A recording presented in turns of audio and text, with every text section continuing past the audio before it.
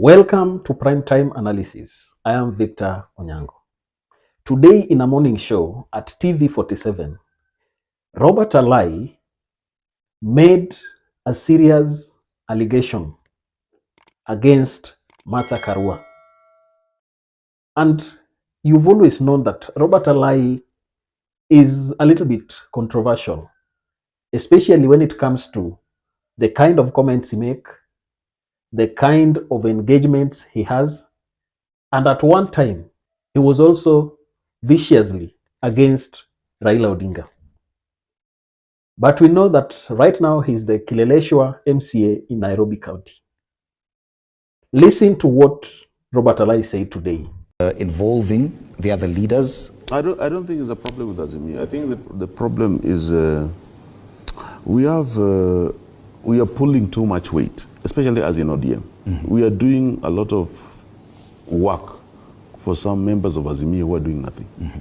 You know, I don't think that it's fair for Honorable Martha Karua and her team to start making crazy demands when even her polling stream in our own village, she couldn't deliver 700 votes. You know, even if my whole village, leave alone my ethnicity, didn't want Fred Ndimuli, and I said I'm going to help Fred Ndimuli be the MCA of Onjiko Ahero ward, Onjiko Awasi ward in Nyando, I will deliver 700 votes. The president of the country, the most powerful person, could not deliver his own stream. But when we went for Mandawana, the first one, it was all about Uhuru. You know, farm raised, some few trees here destroyed, sheep which you can't account for. Second one, Chama inaenda. My party is being taken over. It was all about him. So you feel ODM is carrying all the weight for us? We are carrying the weight for not only as me. I think we are doing the work for President Uhuru. President Uhuru has a problem with President Ruto. They need to solve their problems. You know, as in ODM, we need to be so military focused on what is for 2027. What are we going to do about party recruitment of members? Because I believe that if we leave things as they are now, in another 3 months, UDA will have more members than ODM in most of the ODM strongholds. So now I get you. If you listen to him carefully, you will note that he is talking about ODM, an Azimio member, carrying the baggage of many mistakes that other political parties or other Azimio members have. He's castigating Martha Karua and is also castigating Uhuru Kenyatta for the one thing that they are bringing demands that are not realistic. I think this is attributed to the tweet that Martha Karua made, that any agreement that is not in conformity with the constitution cannot be reasonable and accepted between the two teams. And then today, Alai has gotten and jumped into the issue to tell Martha Karua of the issues that she is trying to bring forward. First of all, let us look at Azimio. Alai notes that our first wave of demonstration, party takeover that took place, that is, Jubilee Party being consumed and taken over by Kenya Kwanza government. You know that the Kanini Kega faction have always had their way when they go to political parties registrar, and also when they went to the political parties dispute tribunal. And then he notes that once that happened, our first wave of demonstrations happened, you realize that the farm that was invaded and things were all about Uhuru Kenyatta. And even if you look at how Kenya Kwanza was responding to the engagement, they were of the opinion that these demonstrations are all about Uhuru Kenyatta and the interests of Uhuru Kenyatta.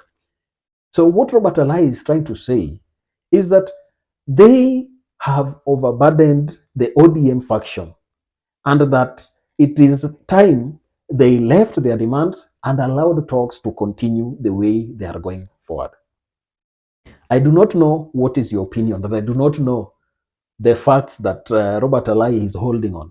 Because for him to talk like he's talking, it could be that he has some details that he's not openly talking about. But looking into it, I believe it is also informed by the kind of massacre that Luos have received from this government in the name of fighting for what Kenyans want to have. I can tell you, if you come from the region that I come from, you will really be heartbroken looking at the bodies of those who lost their lives, looking at the families that are left behind. There is that video where Millie Odhiambo is weeping openly about a mother who has been left a widow because the husband was killed by the police. I can tell you, even me, for the first few days that the deaths happened, it really affected me negatively because it is sad to see people who would have not lost their lives losing their lives at the hands of police in the name of fighting for certain things that we were fighting for. I believe Luo community has had many people fight for the right things, but right now it has reached an extent where the people from that region are saying that enough is enough. We are not going to continue dying and putting things forward in a way that do not take credence to compensate and to put our people ahead. Robert Alai is openly saying that Uhuru Kenyatta has overburdened Azimio with the question of fighting for Jubilee Party. And Martha Karua has also started by talking about certain demands that if they are not met, they are not good and acceptable. So, and that is why you realize he's trying to say that if they could not even deliver a stream to Azimio, what is it that they have to say? My opinion on this, I believe Robert Alai should hold his horse and handle things in a more civil way. Because if you look at it, that is the same attitude that failed CORD and NASA in the last two elections that we had. NASA was broken because of distrust and ODM feeling more important than other political parties in the formation. I believe if Azimio is going to go forward, because we have known that in this country, the only way to get and win, you must gather together and form coalitions that can fight to get at least 50% plus one in our general elections. Azimio should not entertain anything that can work to break it into pieces.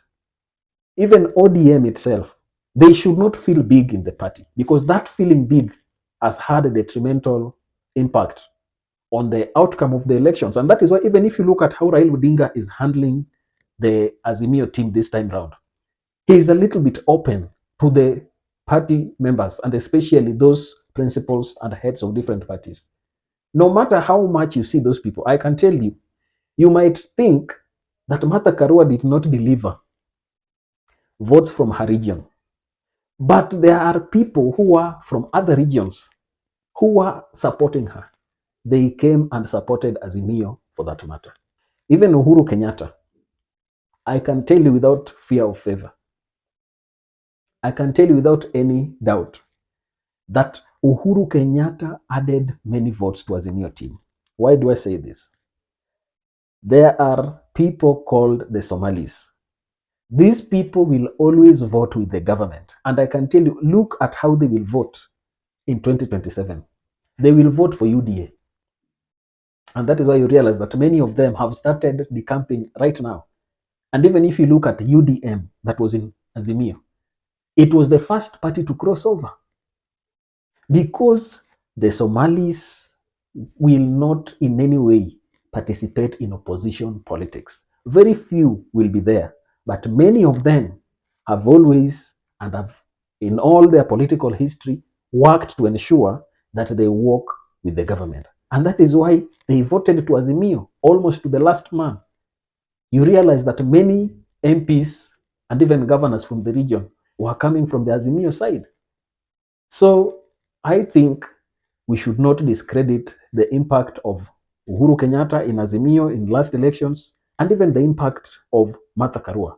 There are many women, I would tell you, that did not even want to participate in politics. In fact, they would not even think going to vote.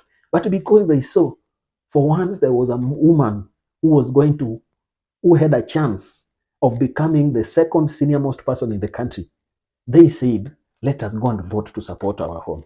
And therefore, you cannot gauge the impact of Martha Karua in Azimio with how she delivered votes from her region.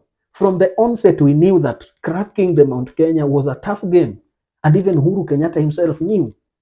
And that is why it was the work of Azimio team and the work of other members who were in the campaign secretariat to plan to have more votes from their strongholds. If Azimio is not careful, and if we entertain destructive talks like those that we find Robert Alai is trying to push around, Azimio might crumble, and in the end of the day, they will not have any numbers to think of them. Because right now, for anybody, it would be easier to work with the government than be in the opposition. Look at how the government has been very, very tough on opposition politics. There is no space for such. I can tell you that the best way for Azimio to go forward, remain united, be open, appreciate and respect every member. I do not want a situation whereby Azimio goes down, crumbles. That will be working in favor of UDA and the Kenya Kwanza regime. I want to tell you that William Ruto's greatest gift is to have Azimio crumbling into pieces. Any formation that comes out of that will not have competitive advantage over the party. No matter how hard life becomes. Remember, William Ruto and his team are strategically planning for 2027. Let's not have a situation where Azimio works against itself.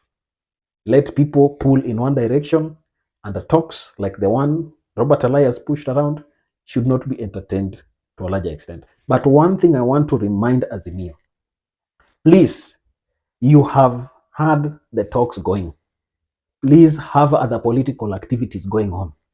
William Ruto is campaigning. He is visiting regions here and there. If you sit down waiting for the talks to conclude and have something to talk about at the end of the day, you will be seriously behind. We say that a day in politics is something you cannot measure because things can change within a second.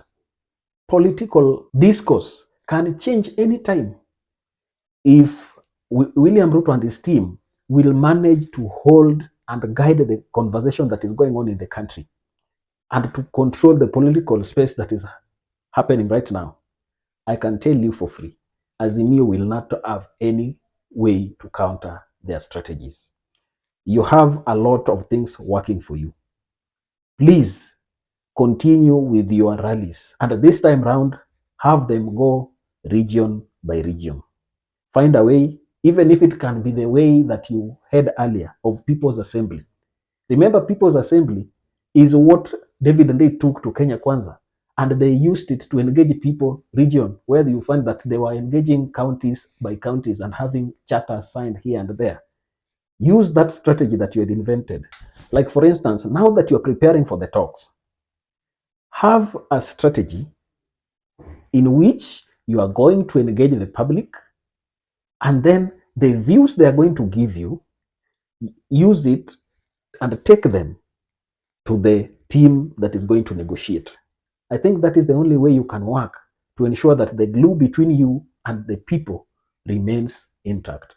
If you do not do that and focus on other flimsy issues like the ones we saw on the BBI think you will have yourself to blame at the end of the day.